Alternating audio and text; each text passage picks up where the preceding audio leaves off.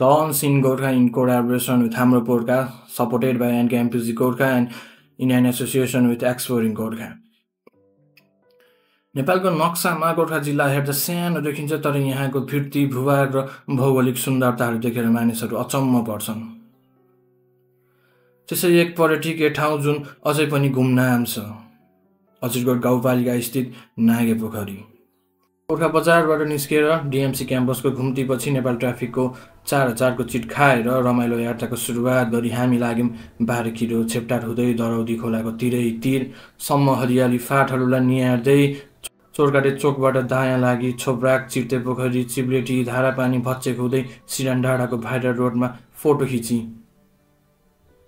एकछिन चटपटे खाएर सिरान डाँडाबाट सुरु गऱ्यौँ हाम्रो ट्रेक। दिउँसोको 2 बजे 5 मिनटको कच्ची रोड अनि त्यसपछिको ठाडो उकालो लागि बाटोहरूमा भएको साइनबोर्ड हेर्दै हामी पुग्यौँ 1.5 घन्टामा दो बाटो, जहाँबाट देब्रेतिर गए नाम्चे पोखरी 2 घन्टा र दुध पोखरी 8-9 घन्टामा पुग्न सकिन्छ र दाहिनेतिर लागे नागे पोखरी। 2450 मिटरमा रहेको दो बाटोबाट पोन्डु 40 मिनटमा, 2610 मिटरको उचाइमा रहेको पोन्डुबाट खोया पुग्न 2 घन्टा लेखिए पनि त्यहाँबाट सुरु भएको ठाडो उकालो देखेरै आत्तिन लाग्यौँ र हामी चाहिँ 2.5 घन्टामा खोया पुग्यौँ। खोया ओडारबाट पनि करिब 2 घन्टाकै ठाडो उकालो चढी आइपुग्यौँ नागे पोखरी, जुन 3200 मिटरको उचाइमा रहेको छ। नागे पोखरी टेकको वरिपरि गुराँसका फुलहरू देखिन्छन्। दो बाटोबाट उकालो लागेपछि जताततै गुराँसको माट्दै रुख भेटिन्छन्। हामीले उकालो चढ्दै जाँदा सबैभन्दा पहिलो रातो लाली गुराँस देख्यौँ, त्यसपछि गुलाबी लाली गुराँस देख्यौँ अनि सेतो लाली गुराँस देख्यौँ। हामी दिउँसोको 2 बजे सुरु गरेको ट्रेक बेलुकाको 7:30 बजे पुगेका थियौँ। राति छिटो छिटो टेन्ट टाँगी आगो बाली रमाइलो गऱ्यौँ। डाँडामा भएर होला चारैतिरबाट चिसो हावा चलिरह्यो। राति कपडा गतिलो नभएर राम्रोसँग निदाउन सकेनौँ। बिहानको 5 बजे उज्यालोसँगै बाहिर निस्केर हेर्दा पक्खर उदाउँदै गरेको घाम अनि घामको उज्यालोले देखिएको हिमालहरू, वातावरण प्रदूषण र तुवारोको कारण भ्यूहरू देख्न सकिएनन्। नागे पोखरीको दर्शन गरी गुराँसको रुखहरू हुँदै पोखरी छेउबाट माथि लाग्यौँ।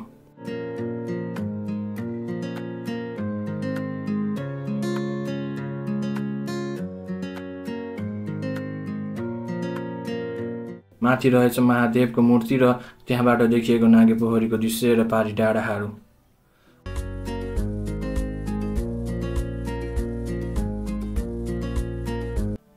अलि माथि रहेछ बुद्धको मूर्ति।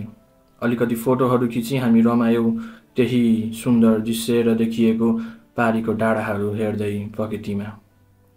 त्यहाँबाट देखियो भेडी गोठहरू। हामी चैतमा गएको भएर भेडा र भेडी गोठालेहरू देखिएनन्। त्यस ठाउँमा पानीको चाहिँ साह्रै अभाव रहेछ।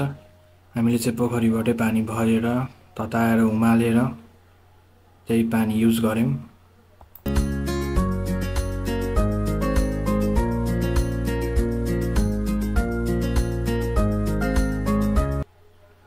हामी चाहिँ अर्को रात फेरि त्यही रहेको धर्मशालामा बिताएर त्यो रातको मजा लिएर भोलिपल्ट बिहानै फर्क्यौँ तलतिर घर जानलाई। धर्मशालामा यति रमाइलो थियो। सबै कुराहरूको बन्दोबस्त, म्याटहरू, आगो दाउराहरूको बन्दोबस्त थियो। सुन्दर रमणीय गोर्खा जिल्लाको 3250 मिटरको उचाइमा रहेको नागे पोखरीको आफ्नै कथा छ। गोर्खामा जन्मिनेहरू चाहिँ यहाँ पुग्नै पर्छ। हरेक नेपालीहरू घुम्नै पर्छ। हाम्रो गोर्खा राम्रो गोर्खा। सो हाम्रो चाहिँ ट्रेक सकिसक्यो होइन आजको। सो नागे पोखरीको यो ट्रेक चाहिँ कस्तो भयो भन्दाखेरि ठ्याक्क सुरुमा चाहिँ उकालो थियो, पछि लास्टमा नि उकालो, झर्दा फेरि रमाइलो थियो। ठाउँ चाहिँ रमाइलो हो। So thank you. यो ठाउँहरू अलि एक्सप्लोर भइरहेको छैन, यो एक्सप्लोर हुनुपर्छ हो। यो डकुमेन्टेड जसले लास्टसम्म हेर्नुभयो उनीहरूलाई थ्याङ्क यू। तपाईँहरू पनि आउनु होला, घुम्नु होला, रमाइलो छ। Bye bye, thank you. एसटी ब्लगलाई कस्तो लाग्यो त यो? तिमीलाई कस्तो लाग्यो यो ट्रेक? मलाई त कस्तो माथि गएको त ल हुन्छ नि है। बिहान त्यो ठ्याक्क घाम उदाउँदाखेरि क्या त्यति बेलाको मुभमेन्ट खतरा हो क्या। आउनुपर्छ एकचोटि सनसेट र सनराइज हेर्न चाहिँ। अलिकति दिन खुल्या बेला बवाल छ। रुटहरू पनि ट्रेल पनि दामी। अनि हिँड्न यतिको ठिकै हो, सर्ट ट्रेक है, बवालै हो। यसको अब के भन्ने, यहाँ अजिरकोट गाउँपालिकाले यो बनाउनु हुने बाटो बनाउनु हुनेलाई धन्यवाद मेरो तर्फबाट। बाटो चाहिँ राम्रै छ। ट्रेल चाहिँ बवाल छ क्या। तिमीलाई कस्तो लाग्यो यो हाम्रो ट्रेकिङ? मलाई चाहिँ रमाइलो लाग्यो लगभग सबै।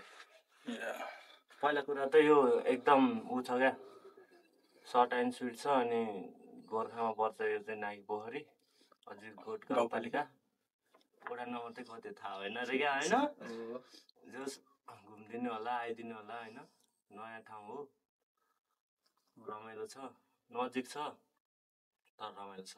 आउँदा त्यही आफ्नो सामानहरू यताउति सब ल्याउनु होला, होइन टेन्टमा बस्ने भयो भने टेन्ट ल्याउनु होला। अनि एक दिनको छ भने चाहिँ बिहानै आउनु होला, जति खाइ भ्याउँछ फर्किनु नि, होइन त्यही हो। त्यो पहिला आएको मान्छे एकचोटि चाहिँ घुम्ने पर्ने ठाउँ त्यही हो है यो पनि, नाइक पोखरी। पहिला चाहिँ बाटो त छैन होला पक्कै 2081 भनेपछि त। पहिला चाहिँ छुट्टै रुट थियो होला है। थ्याङ्क यू अजिरकोट गाउँपालिका, होइन यस्तो राम्रो ट्रेक बनाइदिनु, बाटोहरू एकदम छ, अझै पनि बन्दैछ धेरै कुराहरू। अनि भेडीगोठमा को मान्छेहरूलाई पनि धन्यवाद है, हामी चाहिँ भेडीगोठ बसेर आएको हो, एन्ड थ्याङ्क यू। अनि ठाउँ ठाउँमा पानीको व्यवस्था पनि छ, त्यो पनि राम्रो हो। मेन त त्यही पानी चाहिँ पाउने हो, राम्रो हो। त्यो चाहिँ धारासारा बनाइदिएको रहेछ क्या अझै। तर पोखरी पुगेर चाहिँ पानी पाइँदैन है, सो लास्ट स्टेसनबाटै भर्नु होला। लास्ट स्टेसन भनेको खोया हो, बवाल नाम हो नि। तर त्यो उकालो देख्छ नडराउनु होला, किनकि उकालो पछिको सुन्दरता छुट्टै छ केटा हो। म चाहिँ हात्या यो चाहिँ कति भन्दाखेरि 3250 को हाइटमा छ, होइन दामी छ क्या। ल मलाई चाहिँ रमाइलो लाग्यो। क्यामेराम्यान सुजनको साथ हामी सबजना बिदा गर्न चाहन्छौँ, धन्यवाद। हाम्रो अनुज काकालाई चाहिँ थ्याङ्क यू सो मच, आन्टीलाई पनि हामीलाई टेन्ट दिएर सहयोग गर्नुभएकोमा। टेन्टले पनि धेरै काम गर्यो कि, बवाल टेन्ट पनि एकदम राम्रो तर सजिलो पनि क्या है, इजी। अनि धेरै धेरै धन्यवाद अङ्कल आन्टीलाई। अनि त्यही हो। बाटोमा भेट्नु भयो सबैलाई, जनालाई थ्याङ्क यू। बाटो भनिदिनु भयो, रुटहरू देखाइदिनु भयो। By by.